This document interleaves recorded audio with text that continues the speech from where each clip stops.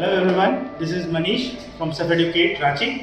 और आज मैं आप लोगों को बताने वाला हूँ, हम जो डिस्कस करने वाले हैं आज का टॉपिक है SCM and logistic management. SCM क्या होता है? सबसे पहले हम जानेंगे कि SCM क्या होता है। SCM का फुल फॉर्म होता है सप्लाई चेन मैनेजमेंट। और ये सप्लाई चेन वर्क कैसे करती है आज हम देखेंगे। इस चार्ट के थ्रू मैं समझाने की कोशिश करूँगा आप लोगों को। आप देख सकते हैं SCM में क्या क्या प्रोसेस होता है। जैसे अगर हम किसी सामान, कभी भी हम मैन्युफैक्चरिंग में जाते हैं तो हमें किसी भी प्रोजेक्ट को, किसी भी प्लांट को सेटअप करने के लिए सबसे पहले रॉ मटेरियल्स की ज़रूरत होती है। रॉ मटेरियल्स कौन सप्लाई करता है? हमारा सप्लायर हमें रॉ मटेरियल सप्लाई करता है ताकि हम मैन्युफैक्चरिंग प्रोसेस कर सकें। किसी भी फैक्ट्री के लिए, किसी भी आउटलेट के लिए सबसे ज़्यादा जो ज़रूरी चीज़ है वो है रॉ मटेरियल। उसके बाद हम मैन्युफैक्चरिंग पे आते हैं। जब हमारा प्रोडक्ट मैन्युफैक्चर हो जाता है फिर हम उसको सेल आउट करने की कोशिश करते हैं। हम चीज़ों को जब बना लेते हैं, जब चीज़ें हमारी तैयार हो जाती हैं, तो हमारे लिए जो सबसे बड़ा चैलेंज जो दूसरा आता है वो हमेशा होता है कि हम इन चीज़ों को कहाँ सेल करें, हमारे कस्टमर्स को हम उन तक पहुँचाएंगे कैसे और उसको वाइड कैसे करेंगे। ओके, तो इसमें हेल्प करती है SCM, supply chain management.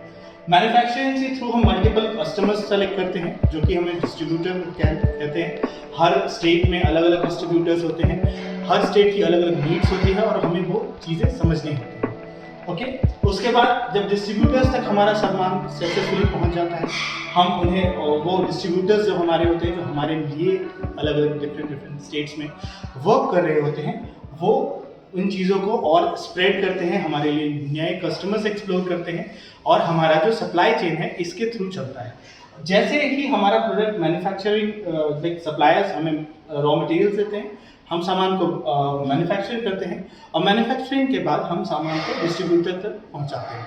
Manufacturing के लिए सबसे जो ज़रूरी चीज़ है, हमारे अकॉर्डिंग टू डिमांड हमारे पास सप्लायर्स के रॉ मटेरियल्स के सप्लाई प्रॉपर वे में आने चाहिए।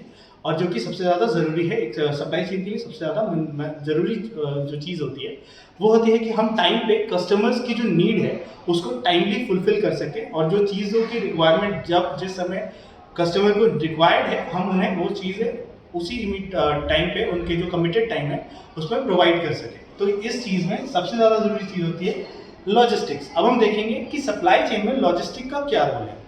विदाउट लॉजिस्टिक सप्लायर हमें सामान नहीं भेज सकता। लॉजिस्टिक बेसिकली एक प्रोसेस है जिसके थ्रू हम एक पॉइंट से दूसरे पॉइंट तक सामान को पहुंचाते हैं। अब सामान जब सप्लायर के पास से मैन्युफैक्चरिंग तक आ रहा है तो यहाँ भी लॉजिस्टिक इन्वॉल्व है। जब सामान मैन्युफैक्चर हो जा रहा है और मैन्युफैक्चर होने के बाद डिस्ट्रीब्यूटर के भी पास जा रहा है तब भी लॉजिस्टिक इन्वॉल्व है।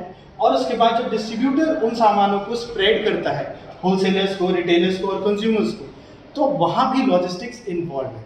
लॉजिस्टिक एक प्रोसेस है जो कि सप्लाई चेन के अंदर आता है और सप्लाई चेन में ही इन्वॉल्व होता है।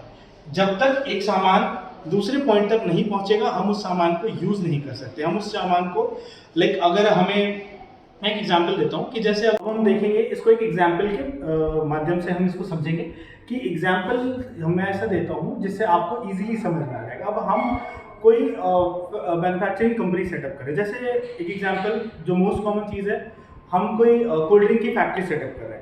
अब कोल्ड ड्रिंक की फैक्ट्री के लिए हमें सबसे पहले तो कोल्ड ड्रिंक बनाने की जो भी चीज़ें हैं, जो इंग्रेडिएंट्स है कोल्ड ड्रिंक में, फिर वो पेट बॉटल कहाँ से मैन्युफैक्चरिंग हुई, वो सारी चीज़ें हम कलेक्ट करेंगे अपने अपने अलग अलग सप्लायर से। सप्लायर हमें बॉटल्स प्रोवाइड करेंगे और जो हमारे जो कंटेंट, इंग्रेडिएंट्स और जो सोडा, जो अलग क्वालिटी का सोडा डलता है, वो सारी चीज़ें हम अलग अलग जगहों से कलेक्ट करेंगे, उसको मैन्युफैक्चर करेंगे और एक पेट बॉटल बनाएंगे।